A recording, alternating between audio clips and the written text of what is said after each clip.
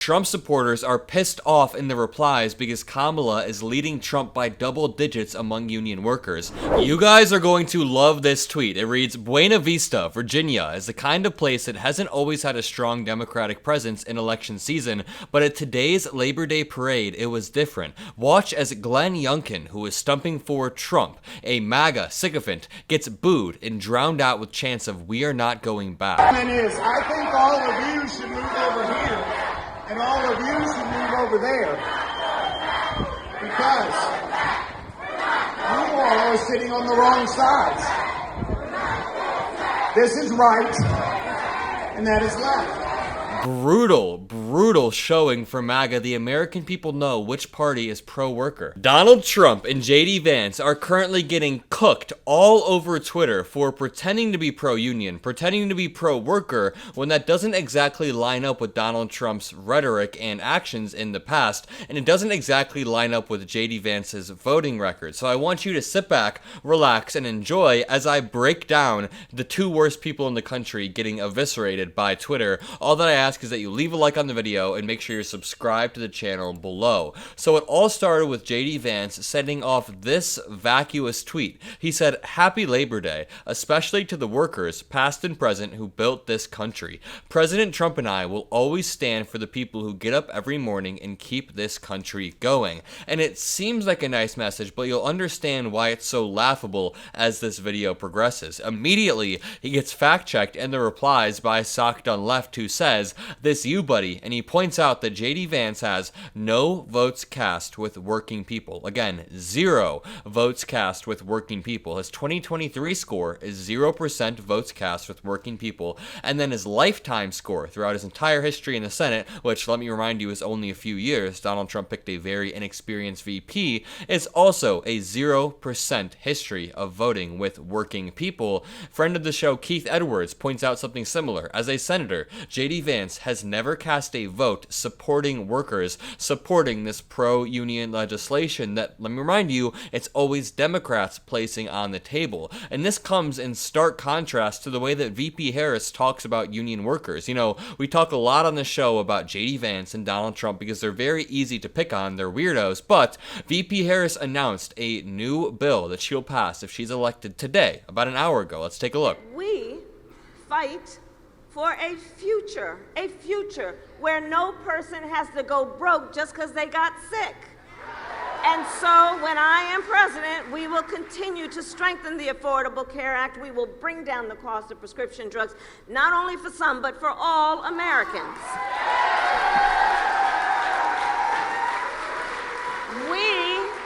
We fight for a future where every worker has the freedom to organize. And so when I am president, we will pass the PRO Act and end union busting once and for all. That's the difference. VP Harris actually walks the walk. Donald Trump just talks the talk. I mean, he barely even talks the talk. We can go to this article. UAW is suing Trump and Musk over worker threats in an X chat. Remember when they did that disastrous live stream only about a month ago? And Donald Trump said, "You're the greatest cutter," Trump said to Musk during the hours-long chat. Quote, "I look at what you do. You walk in, you say, you want to quit. They go on strike. I won't mention the name of the company, but they go on strike and you say, that's okay, you're all gone." That's what he said to Elon Musk, who is backing Trump for president, and he's talking about Musk union busting. Federal law prohibits firing workers for legally striking. The beauty of a democracy is that workers can band together and they can leverage their position to make sure that they are getting fair pay. But Donald Trump is so instinctually, inherently anti-democratic that of course he hates unions. But I just want to bring this back to what JD Vance said. That's why it's so laughable. This line right here. President Trump and I will always stand for the people who get up every morning and keep this country going, except when it doesn't benefit Donald Trump's rich donors, because then Trump says, "I love how you go and fire them all." I mean, here's a clip of JD Vance getting booed when he talked to union workers just a few days back. President Trump and I are proud to be the most pro-worker Republican ticket in history, and I want to talk about why we're fighting for working people, why we're going to fight for unions and non-union alike. Now, enemies and a lot of You can tell these boos throw him off. He is not made to be booed. Look at this look right here. He looks over to the side like he is pissed off. It's right here. I'm gonna go back a few seconds. unions and non-union alike. Oh, he's mad. That is a mad man. And then again, here is VP Harris, a clip of her going viral where she's talking about unions. It just comes in stark contrast to the way that Maga talks about workers. Even if you're not a member of a union, you better thank unions. That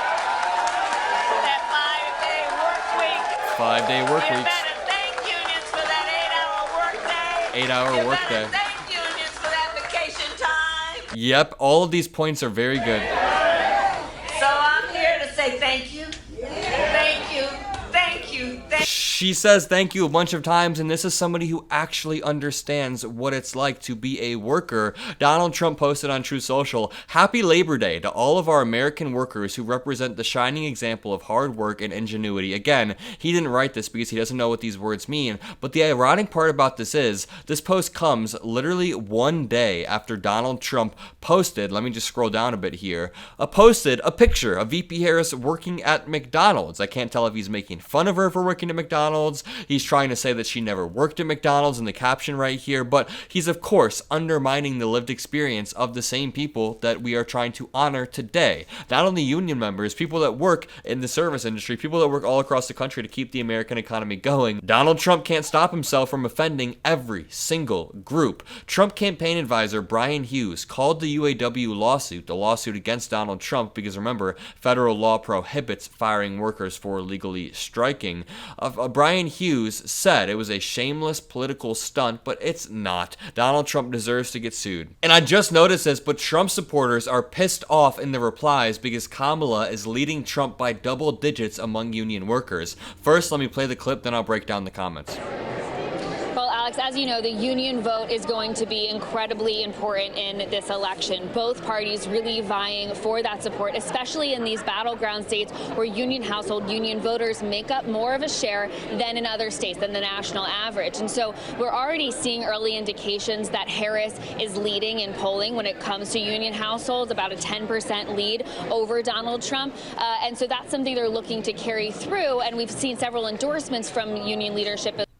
I think it's because VP Harris is very clearly more pro-union. I mean, if you look at her voting history, but also a lot of people vote based on vibes, and the vibes of the Democratic ticket this year is a lot more relatable and pro-union and pro-worker. When I look at Tim Walz, I see a normal dude who never is invested in his life. When I look at Donald Trump and JD Vance in particular, JD Vance reeks of elitist vibes. I mean, people say that Gavin Newsom is elitist. I love Gavin Newsom, but people say that he gives off elitist vibes. Take a look at JD Vance. But also, I want to break down these comments on the side because they are hilarious. We see somebody with a MAGA supporter hat that says, "What a crock of shit. At least try to make it believable." So he is immediately coping, melting down because VP Harris is winning.